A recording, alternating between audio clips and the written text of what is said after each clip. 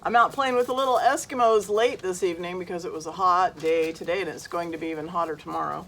And these pups are going to start going home next week. So I just wanted to do a little bit of video on your puppy's very first vet visit. What to do, what to expect.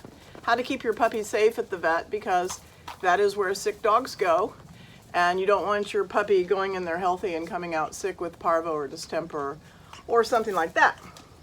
So, a couple of schools of thought on when to take your puppy to the vet. It's entirely up to you, but when you come to pick up your puppy, it will have, if you're picking it up at 8 weeks old, it will have its first DHPP shot, distemper, parvo, parainfluenza, and hepatitis. So it won't need any vaccinations for 4 more weeks. It won't need any vaccinations until it is 12 weeks old. It will also have been dewormed multiple times, and they've already had a negative fecal at my veterinarian's office. So you won't need a fecal. You won't need a hey, hang on a minute now. We're having a little meltdown. You won't need a I can't, there we go. I can't put them down when they start to pitch a fit. You don't want to put your puppy down when it starts to pitch a fit. You want to wait till it calms down, then put it down. But anyway, so it will be current on worming, current on fecal, current on vaccines. So it doesn't need anything until it's 12 weeks old. Some people like to take a new puppy to the vet and have the vet give it an exam and sort of an introductory visit. I don't discourage that or recommend that. I'm not going to sit here and tell you not to take your dog to the vet. But I want to emphasize that your new puppy, when you get it from me at 8 weeks, will need absolutely nothing from your vet. No vaccines, no dewormers, no fecals. You can do a 12-week fecal if you like, but if they're trying to sell you a fecal right now, you don't need it. We just had one. When you take your puppy to the vet, you want to be very careful about not exposing it to disease. So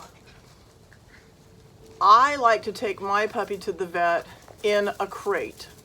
And I'm going to send each puppy home with a little tiny with a small travel crate for the ride home, and also for your first vet visit.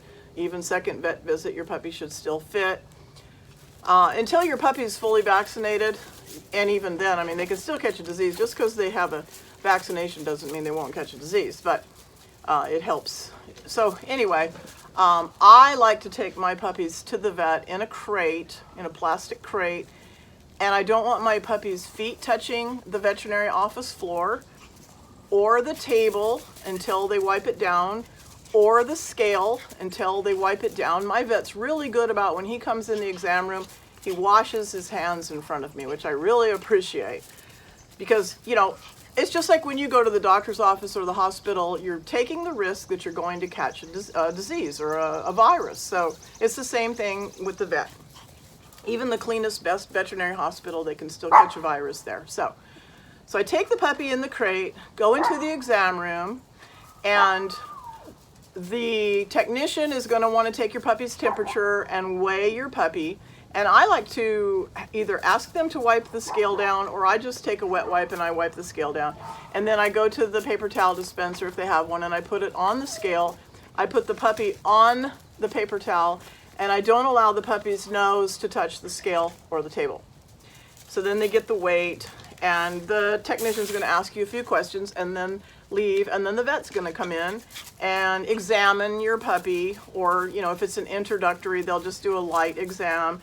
And they should spend some time talking to your puppy, petting your puppy, and making your puppy feel at ease on that, you know, every single time.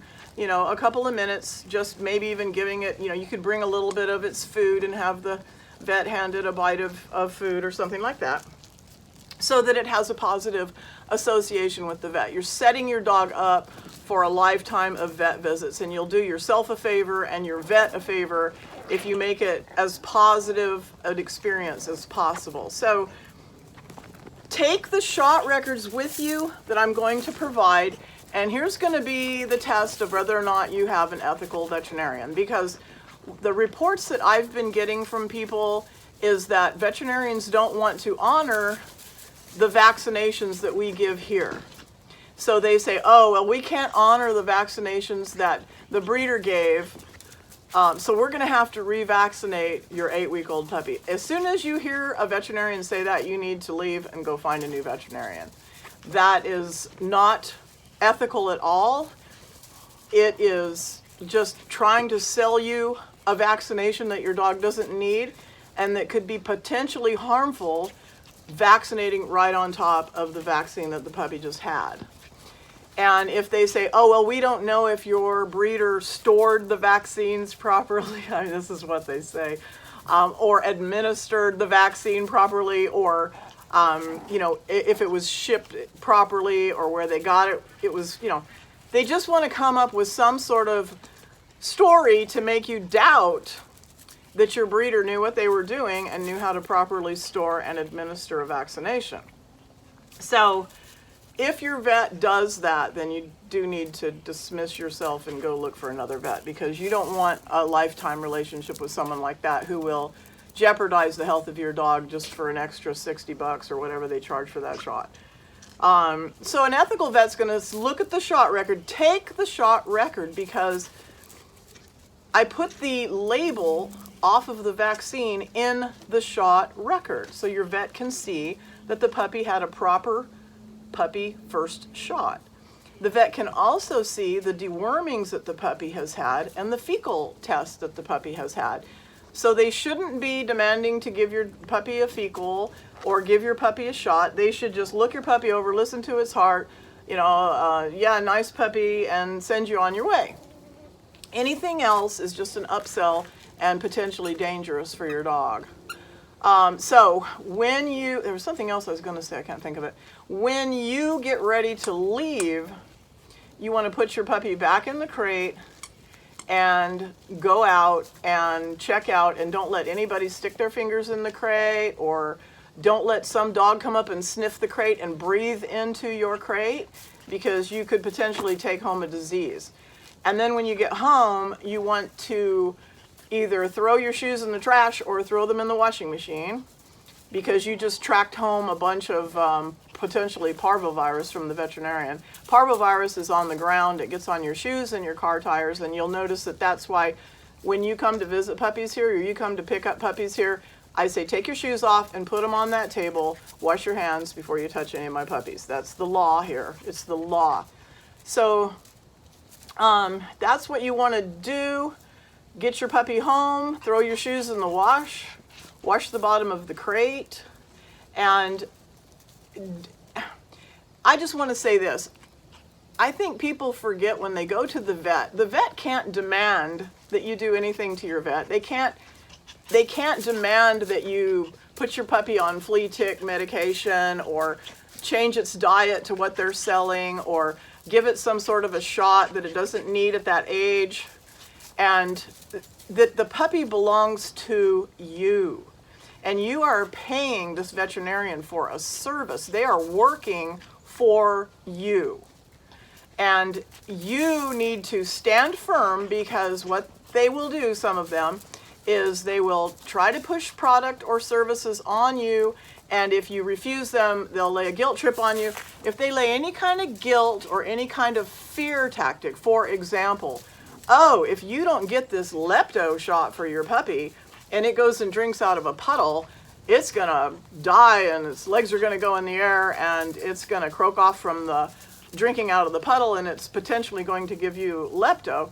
Well, you need to go home and research the leptovirus vaccine. Personally, and I'm not giving advice, I would never give it to my dogs, and my dogs drink out of all kinds of puddles, ponds, you name it, they drink out of it. Not my puppies, but my adult dogs. So I, as a veterinary technician, I watched dogs die from anaphylaxis getting lepto shots, and I've watched a lot of them get an anaphylactic reaction, and then the vet give them epinephrine and bring them back to life, and you know, the people never know that. So I have too much, you know, memory of watching little puppies die on the table from a lepto shot, and not even sure that it's that effective. So personally for me, it's not a shot that I would choose. My dogs only get the DHPP And they get that when they're puppies, and then they get titers after that, or they get boosters maybe every 3 years or so, depending on the situation. You know, my breeding females get boosted more often, but than the rest of the population, or they get a titer right before they are bred. So if they're trying to upsell you, if they're trying to guilt you, if they're trying to make you afraid, make you buy a service because they're making you afraid, then that's not really very ethical. They need to listen to you and what your needs are. And what you got to understand is that they give you the same sales pitch that they give every single person that comes through that door with a puppy, without taking into account at all the puppy's living situation, the puppy's breed, the possible vulnerability. I mean, I had a vet years ago tell me that a white dog should never get any vaccinations after their puppy shot. I had a vet tell me that, and I've never forgotten it. And I'm not really sure why, but here, I mean, I am a minimalist when it comes to vaccines and treatments, and my dogs tend to live a super long time. I mean, my vet, when I took my 17-year-old border collie in to be put down when he finally just couldn't go any farther, he's like, I hardly ever see a border collie live past 12. Well, you know, he wasn't over-medicated, over-vaccinated, and all of that. So remember that it's your dog. The decisions are yours. There's only one vaccine required by law, and that is rabies. I do rabies at 6 months. Everything else, all of the other treatments, all of the other vaccines, all the poisons that they want to put in and on your puppy, those are all your choice. You need to weigh the risk reward, and my advice to you is things that they suggest. I would say, well, I'm going to go home and think about these things, and I'm going to research all these products that you want me to use, and then I'll get back to you. And if they don't accept that and they put pressure on you, you need to find a different vet. So that's your puppy's first vet visit. It always makes me nervous because of some of the things that they want to do to my babies after I've very carefully raised them for all these weeks. So be careful when you go to the vet, listen to what they have to say, but make your own decisions. And thanks for watching. If you have any questions, drop them in the comments below.